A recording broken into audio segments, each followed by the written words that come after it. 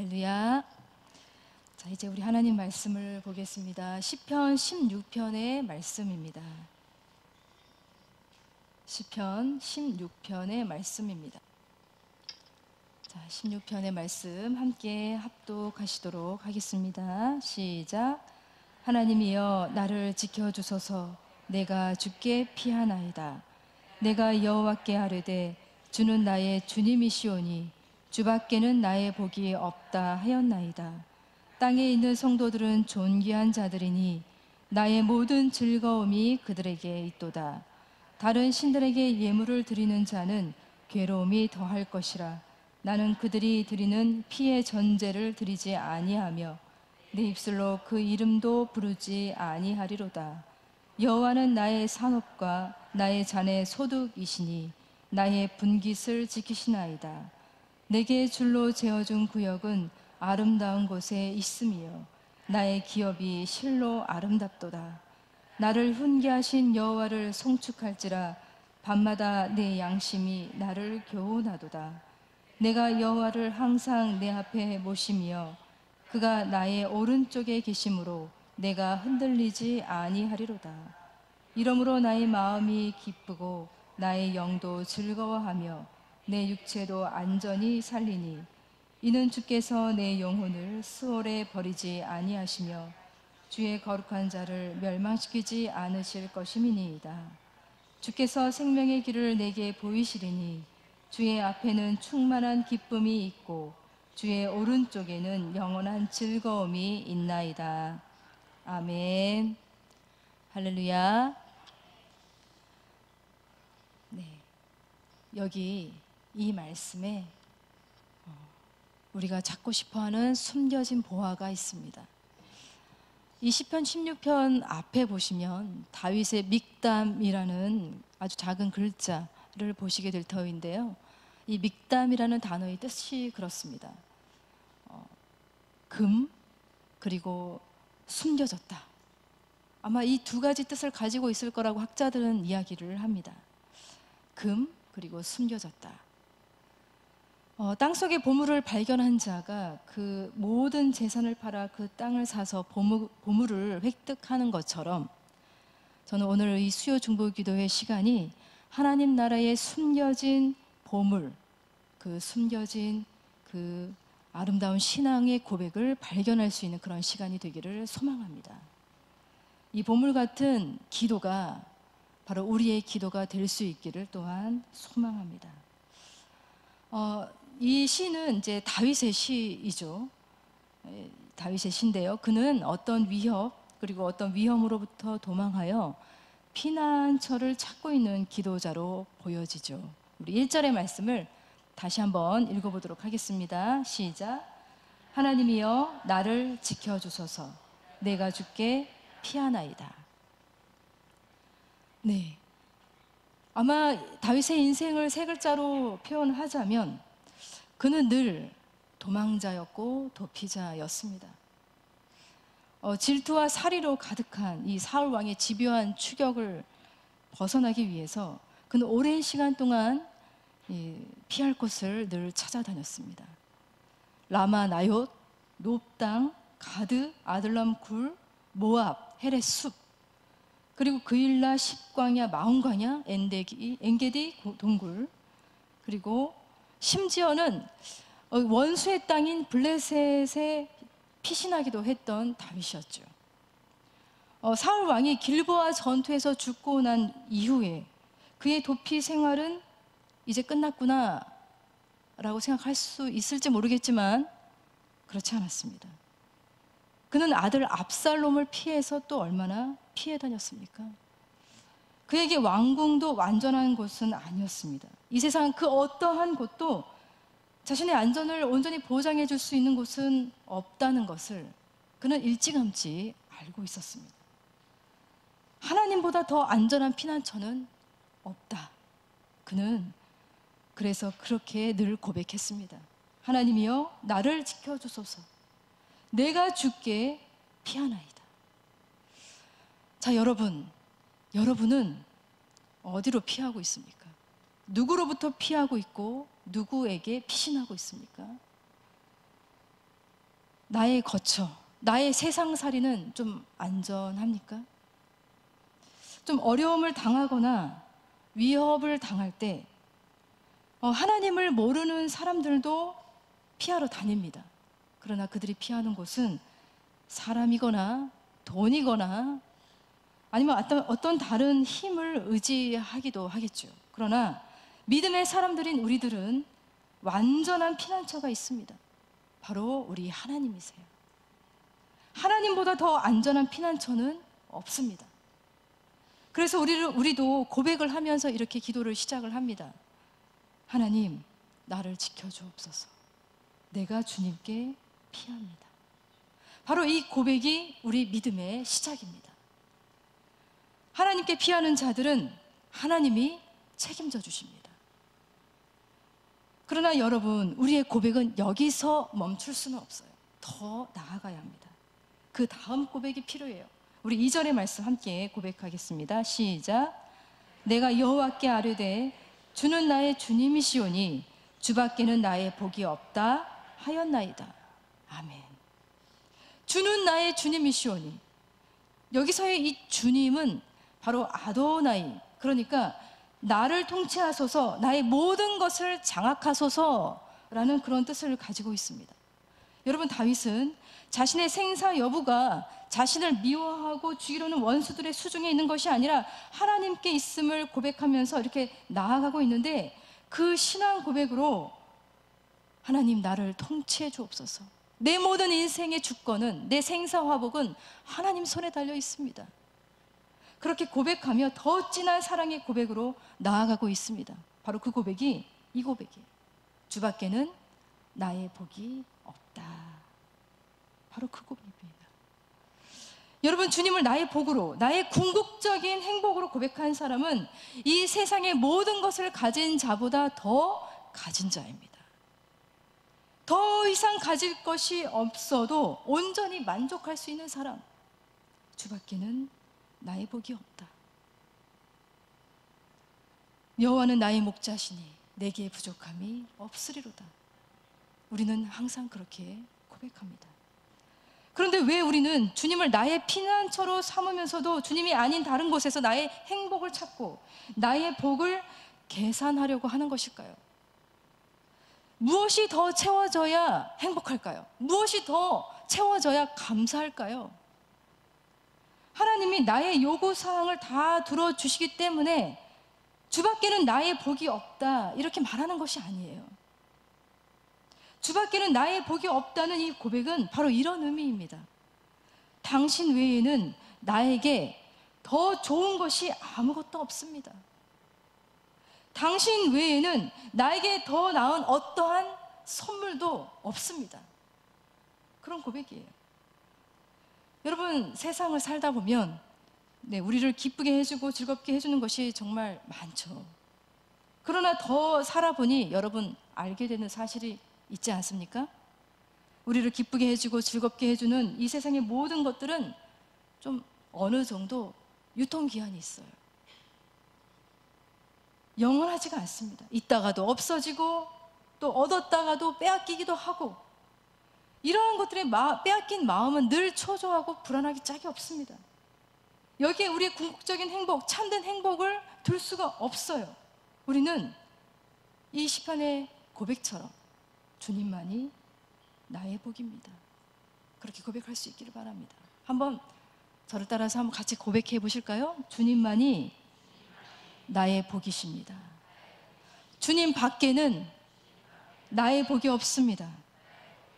네, 주님만이 우리의 행복, 우리의 궁극적인 열정이 될 수 있기를 축복합니다. 바로 여기서 진정한 복이 나오는 거예요. 여러분, 여기서 복이라는 의미는 토바티라고 하는 이 단어인데 좋다, 선하다, 친절하다, 그런 의미를 가지고 있어요. 하나님이 나에게 얼마나 좋으시고 선하시고 친절하신 하나님이신지를 그렇게 고백하는 것입니다. 이러한 하나님을 기뻐하는 것, 그 하나님으로 만족하는 것, 그 만족한 고백을 하나님 앞에 올려드릴 때 우리 하나님은 그 고백을 또 얼마나 기쁘게 받으실까요? 이러한 고백을 주님께 드릴 수 있는 자들의 아주 중요한 특징이 있어요. 그 특징은 바로 그 다음 구절에 나와 있습니다. 우리 함께 3절도 읽어보겠습니다. 시작. 땅에 있는 성도들은 존귀한 자들이니 나의 모든 즐거움이 그들에게 있도다. 아멘. 여러분, 하나님께 피하고 하나님을 나의 복으로, 나의 영원한 복으로 고백하는 자들은 사람들과의 관계를 끊고 세상으로부터 고립된 모습으로 살지 않습니다. 오히려 땅에 대한 관심, 이웃에 대한 관심이 더 확장되는 사람들이에요. 자신과 더불어 하나님을 경외하는 자들을 발견하고 그들을 존중히 여길 줄 알게 됩니다. 그들 안에서 하나님의 형상을 발견하는 거예요. 그래서 그는 이렇게 말할 수 있어요. 나의 모든 즐거움이 그들에게 있도다. 여러분, 우리는 하나님 안에서 즐거움을 발견하기도 하지만 성도들과의 만남 속에서도 즐거움을 발견합니다. 우리 옆에 계신 우리 존귀한 성도님들을 한번 바라봐 보시기 바랍니다. 나의 모든 즐거움이 당신에게 있습니다. 네, 그렇게 고백해 주십시오. 네, 당신 때문에 즐겁습니다. 여러분, 하나님과 긴밀한 관계 속에 있는 사람은요, 하나님과의 그 긴밀한 즐거움을 사람과 함께 누리고 싶어하는 사람이 됩니다. 하나님과의 교제를 사람과 함께 교제하고 싶은 그런 진짜 사람다운 사람이 되어갑니다. 그래서 하나님 사랑과 이웃 사랑은 뗄래야 뗄 수 없는 관계가 되는 거예요. 그런 면에서 저는 지금 우리 구산교회가 전교회 성경 공부를 통해서 온 세대가 어우러지는 이 소그룹 성경 공부가 얼마나 즐겁고 또 아름다운지 모릅니다. 그런 아름다운 하나님 말씀을 나누는 교제가 더 풍성하게 우리 구산교회에 일어날 수 있기를 소망합니다. 자, 그런데 갑자기 다윗의 어조가 바뀌면서 이제 4절에 새로운 선포와 다짐을 하고 있습니다. 우리 한번 4절의 말씀 읽어보겠습니다. 시작. 다른 신들에게 예물을 드리는 자는 괴로움이 더할 것이라. 나는 그들이 드리는 피의 전제를 드리지 아니하며 내 입술로 그 이름도 부르지 아니하리로다. 아멘. 자, 시인을 혼란스럽게 하고 시인의 마음에 굉장한 염증을 일으키는 그러한 사람들이 있었습니다. 그들은 바로 다른 신을 찾는 자들이에요. 여러분, 여기서 다른 신에게 예물을 드리는 자들, 이 예물을 드리는 이 자들은 그냥 다른 신을 온전히 그 신만을 섬기는 그런 사람들이 아니라 하나님을 믿는다고 하면서도 또 다른 신을 찾는 혼합주의자들이에요. 겉으로는 하나님을 믿는 것처럼 보일 수는 있습니다. 그러나 가장 결정적인 순간, 가장 위급한 순간, 두려운 순간 하나님도 찾지만 다른 신도 찾는 그런 사람. 하나님이 아닌 다른 것을 찾고 의존하는 그러한 사람. 여러분, 하나님이 아닌 다른 것 중에는 사람도 있을 수 있고요, 어떤 사물도 있을 수 있고요, 눈에 보이는 거, 눈에 보이지 않는 거, 어떤 힘도, 어떤 신념도 있을 수 있습니다. 이러한 자들은 하나님만으로는 만족할 수가 없는 사람들이에요. 하나님으로 충분하지 않는 사람들이에요. 바로 이러한 사람들이 우상 숭배자들이에요. 여러분, 어떤 자들이 우상 숭배자들인가요? 루터가 이런 말을 합니다. 루터의 말이에요. 모든 일과 고난 또는 삶과 죽음 속에서 하나님의 은총과 은혜와 선하신 뜻을 신뢰하지 않는 사람들은 다른 것들이나 자신의 것들에서 하나님의 은총을 구한다. 그러니까 하나님에게서 구해야 될 은총을 다른 것에서 구하는 사람, 구하는 그 행위가 바로 실제적인 우상숭배다. 루터는 그렇게 말합니다. 설령 그들이 다른 모든 계명을 준수하고 기도의 금식, 순종, 인내, 정숙과 정절을 지켜 행한다 하더라도 그들은 우상숭배자다. 그렇게 말합니다. 여러분, 하나님이 아닌 다른 곳에서 하나님의 은총을 구하는 자들이 바로 우상숭배자들이라는 이 말이 너무나도 우리에게 심각하게 다가오지 않습니까? 하나님을 이용해서 자신의 욕망을 구하는 것이나 하나님의 일을 하나님의 방법이 아닌 지극히 세상적인 방법으로 일하는 것도 마찬가지예요.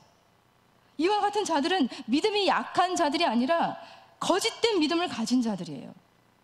그래서 시인은 이렇게 말하고 있어요. 다른 신에게 예물을 드리는 자는 괴로움이 더할 것이라고요. 왜 괴로울까요? 왜 괴로울까요? 우상은 아무런 힘이 없기 때문에 우상 숭배자들을 절대 만족시키지 못하기 때문이에요. 오직 우리를 온전하게 만족시켜 주실 수 있는 분은 단 한 분, 우리 하나님이십니다. 우리는 늘 믿음의 길과 이 세상의 길, 그 경계에서 늘 외롭고 불안한 줄타기를 하고 있습니다. 하나님을 선택할지 이 세상의 방법을 선택할지를 늘 갈등합니다. 그러나 그 선택과 결단의 순간 하나님을 선택하는 여러분이 되실 수 있기를 바랍니다. 하나님을 선택하는 사람만이 그 안에서 정말 영광스러운 놀라운 하나님의 기업을 발견할 수 있는 사람이에요. 그래서 5절과 6절의 말씀입니다. 함께 읽어보겠습니다. 시작. 여호와는 나의 산업과 나의 자네의 소득이시니 나의 분깃을 지키시나이다. 내게 줄로 재어준 구역은 아름다운 곳에 있음이여 나의 기업이 실로 아름답도다. 아멘. 여러분, 이 구절에 유진 피터슨의 이게 메시지 성경에는 이렇게 이제 번역을 하고 있는데요. 너무나도 은혜로워서 제가 한번 읽어드리도록 하겠습니다. 하나님, 나는 처음부터 주님만을 택했습니다. 그런데 이제 보니 주께서 나를 택하신 것이었습니다. 주께서 내게 집과 마당을 주셨고 나를 주님의 상속자로 삼아주셨습니다. 그렇게 말해요. 여러분, 시인은 주를 고백하는 자들에게 따라오는 그 영광스러운 기업을 믿음의 눈으로 발견하고 있어요. 그리고 유진 피터슨 목사님이 이렇게 해석한 대로 내가 주님을 선택한 줄 알았는데 사실은 이제 보니까 주님이 나를 먼저 선택해 주신 거구나.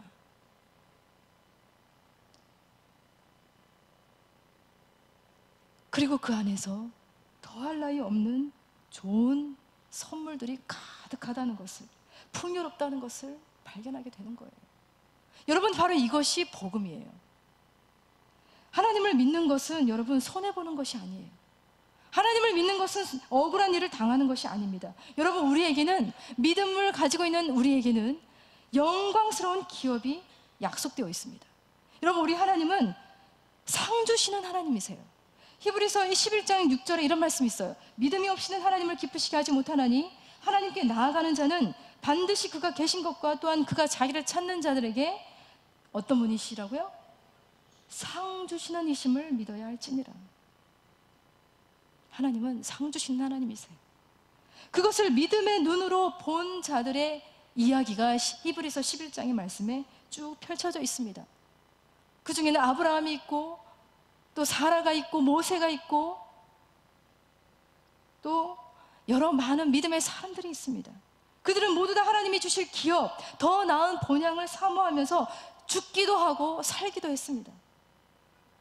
그 누구도 빼앗을 수 없는 이 영광스러운 기업을 주신 우리 하나님이 이제는 우리에게도 말씀하고 계시는 거예요. 로마서 8장 17절과 18절에 이런 말씀이 있습니다. 자녀이면 또한 상속자요, 상속자 곧 하나님의 상속자요, 그리스도와 함께 한 상속자니 우리가 그와 함께 영광을 받기 위하여 고난도 함께 받아야 할 것이라. 생각건대 현재의 고난은 장차 우리에게 나타날 영광과 비교할 수 없도다. 여러분, 이렇게 우리에게 나타날 이 놀라운 영광스러운 기업이 있다는 것을 여러분 믿음의 눈으로 발견할 수 있기를 바랍니다. 그 믿음의 눈이 여러분에게 열려지기를 축복합니다. 그리고 이 발견은 오직 하나님과의 깊은 임재 속에 있는 사람만이 깨닫고 발견할 수 있는 사실이기도 해요. 그래서 7절과 8절의 말씀입니다. 함께 읽어보겠습니다. 시작. 나를 훈계하신 여호와를 송축할지라. 밤마다 내 양심이 나를 교훈하도다.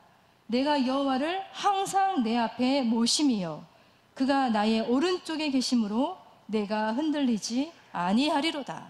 아멘. 여호와를 항상 내 앞에 모심은, 시인은 낮에도 밤에도 하나님과의 교제 속에 머무는 사람이에요. 그는 밤마다 따뜻한 주님의 음성으로 훈련받고 단련되는 그런 사람입니다. 그러하기 때문에 그는 흔들리지 않습니다. 왜냐고요? 하나님이 흔들리지 않으시는 분이니까요. 흔들리지 않는 사랑으로 늘 오른손으로 붙드시는 그 하나님, 그 하나님을 항상 내 앞에 모시는 삶이 바로 믿음의 삶이고 기도의 삶이고 바로 복음의 삶임을 잊지 마시길 바랍니다. 그리고 그 임재 가운데 사는 사람의 내면 속에서는 자발적인 이 탄성과 기쁨과 환호가 터져 나오게 됩니다. 그래서 9절과 10절의 말씀이에요. 함께 읽어보겠습니다. 시작. 이러므로 나의 마음이 기쁘고 나의 영도 즐거워하며 내 육체도 안전히 살리니 이는 주께서 내 영혼을 수월에 버리지 아니하시며 주의 거룩한 자를 멸망시키지 않으실 것임이니이다. 아멘. 여러분, 죽은 자들과 이 버림당한 자들이 머무는 곳의 구약적인 표현이 바로 수월입니다. 수월은 더 이상 하나님을 찾을 수도 만날 수도 없는 그런 곳이에요. 우리가 너무나도 두려워하는 그런 곳이죠. 그러나 그 누구도 피할 수 없고 도망갈 수도 없는 것이 사실은 죽음입니다. 사실 다윗은 편한 상태에서 이 기도를 드리고 있는 것이 아니에요. 사실 다윗은 이와 같은 수월의 위협, 그러니까 죽음의 위협, 자신의 안전이 위협당하고 버림당할 수 있는 그런 두려움 속에서 이 시를 하나님께 올려드리고 있는 거예요. 그리고 그의 상황은 점점 나빠지고 있는 것처럼 보이기까지 합니다. 하나님을 경외하는 다윗의 이 삶의 형편은 항상 좋지만은 않았어요. 기도하는 이 순간에도 마찬가지였습니다. 그러나 그는 여호와를 항상 내 앞에 모시는 사람이었어요. 그 임재의 은총 속에서 마치 죽음을 이겨낸 자가 부활을 노래한 것처럼 그는 이렇게 말하고 있습니다. 주께서 내 영혼을 수월에 버리지 아니하시며 주의 거룩한 자를 멸망시키지 않으실 것임입니다. 그래서였을까요? 이 베드로는 사도행전에 오순절 설교를 하면서 이 구절을 가지고 오면서 예수 그리스도의 죽으심과 부활을 설교합니다. 사도 바울도 이 구절을 가지고 예수님의 부활을 설명합니다. 여러분, 주님을 위해서 죽기로 작정한 사람은 그 죽음 속에서도 하나님의 손길, 영원한 생명을 발견한 사람들이에요. 다윗은 마지막으로 이렇게 고백하면서 시를 마치고 있어요. 11절의 말씀입니다. 우리 함께 읽어보겠습니다. 시작.